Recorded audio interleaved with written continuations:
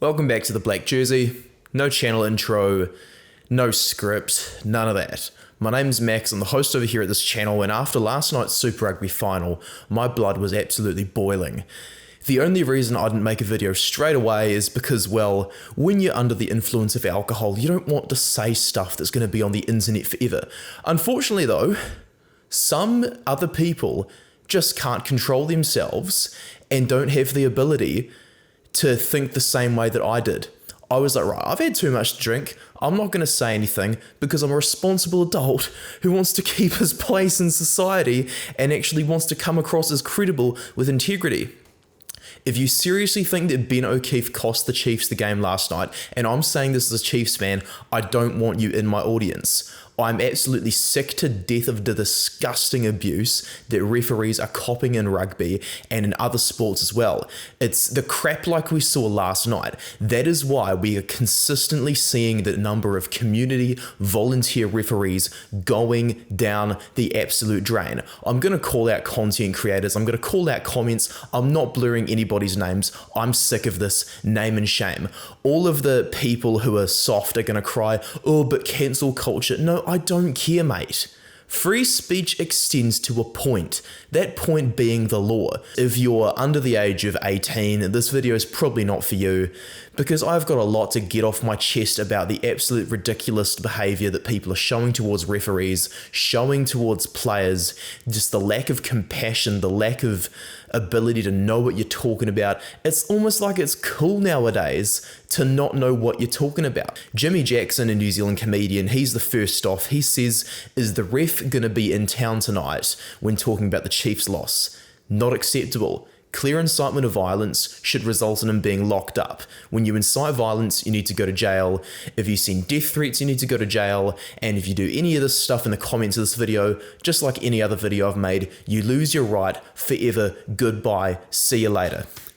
There's another person as well, Sonny Bill Williams. He makes a comment as a former All Black saying, only downside to what was a special contest was being the most influential man on the field, not being a player. Ridiculousness. Dude, you know better. You used to cop it yourself. Why say something like this? And, you know, if only everyone would react like this commenter over here. Those who say the positive stuff, I'll blur your names. I'll keep your anonymity. This person over here is absolutely spot on. If only more people were thinking like this, but instead, Ben O'Keefe's personal Instagram is flooded with comments like this one. As this other person on Twitter says, who'd ever want to be a referee, given the vitriol and abuse our country's number one has copped since kickoff last night? Absolutely disgusting. And guys, I see the effects that this person's talking about in my personal life. My wife is a basketball referee. I see how she feels when she comes home when someone insults her, says she's bad, says she should do bad things to herself. That's not acceptable. It is against the law to do this. Another person says, another enjoyable night on Twitter debating refereeing.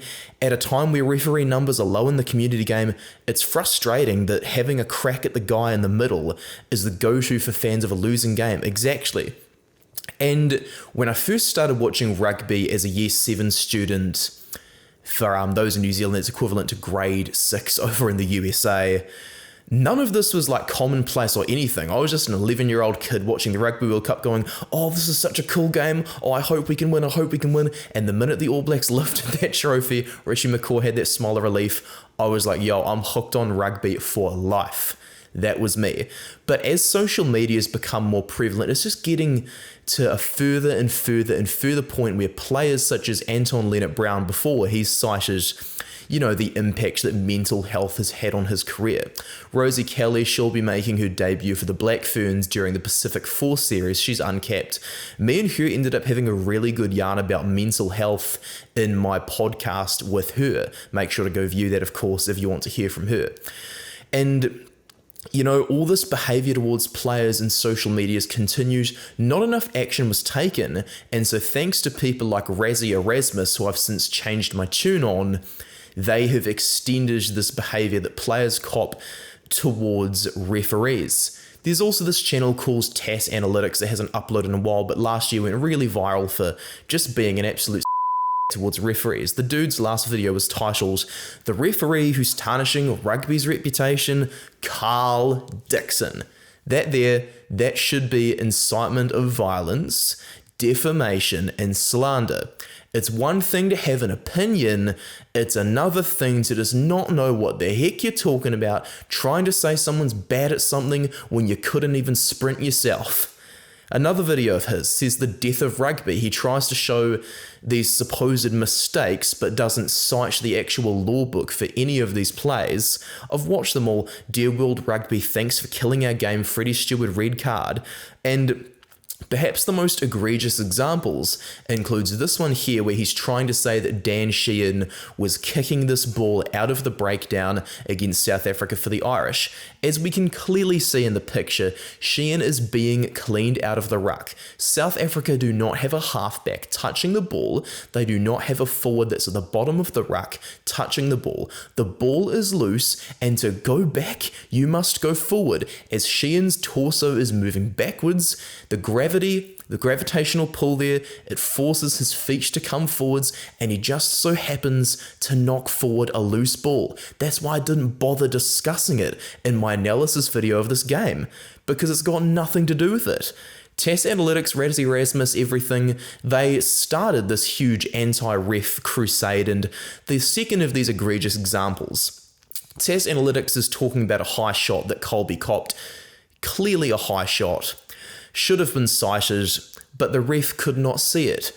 As we can see, he's got these graphics here, he's got all these texts, he's using the red circle as he normally does, but those with the eagle eyes, you will notice that there's a written graphic in front of the referee's face, and now that we play it in real time, because it happens so fast, only those with eagle eyes can see that TAS Analytics is distorting the data and effectively altering evidence in the court of public opinion to sell a narrative. And it's ridiculous. And because people like this have platforms and have not had the appropriate level of punishment for their actions, everyday people think it's okay to just bash the ref. When I was having a go at refereeing myself, like kids, as soon as they knocked on, made a mistake, they'd immediately just put their hands up, they'd stop playing and say, ref this, ref that. And I'd be like, no, it's not my fault you can't catch a ball. One person who's in my comments section, he's saying, all credit to the ref for one of the biggest robberies I've ever seen. I just simply said, grow up, to every person who made this comment on my content over on Instagram. The more extreme examples, obviously, I deleted those comments, blocked the people straight away. For those who are having a cry, just block them straight away. But all this abuse against Ben O'Keefe, who I have had on my channel for a podcast because I actually care about integrity, I care about being successful. Even though I'm a sole trader, I still treat this channel and my Instagram and my website, I treat it all like a business. And when I'm saying someone has bad performance, I never use it as an excuse to call out them as a person. Unless a player concedes like a red card, does a Muhammad Hawass, does a Dan Bigger, I'm not going to say anything about players as people. Like, some players have misinterpreted my content before and I've said, no, I am not attacking you. I'm just sharing my thoughts about your performance. I hope you do better next time. And, when absolute shockers happen, like, I share stuff like mental health things. I say, hopefully they'll be better next time. In this massive compilation over here of people who are absolutely losing it at Ben O'Keefe, at least just say it in person or something if you think that. If you're so grumpy, just learn not to post it online. But making the effort, looking up his username on Instagram, posting it over there, really, has society got that weak? Has society got that soft? This one who I hope gets locked up for life says the mob's coming for you. Come on, mate. That's unacceptable. Anti-God behavior, absolutely anti-social, terrible role model for your children. What kind of society thinks this is acceptable? Trying to say, a gang's gonna get you because you didn't bend over and give me what I want. That's not how it works. Prayers do not work like a vending machine. When you want something, you have to work your bum off for it and hope that you get the rewards from God. If you don't get the rewards, work harder or find a new thing to do. It's simple as that. Seriously, like sometimes when my wife is angry at people abusing her from the sidelines, like I question if it's worth her doing it, but because she enjoys just the challenge out of making the calls under pressure, she continues to do it. It's honestly ridiculous. And because people like Razzie Erasmus and TAS Analytics just can't keep their mouths shut, normal people are learning from the role models of society that this is okay. When did it start being okay just to not have any sympathy? When did it become okay to break the law? When did it become okay to be a terrible person towards another person? Why?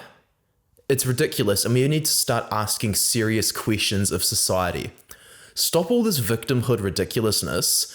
Stop this inability to give credit to the opposition.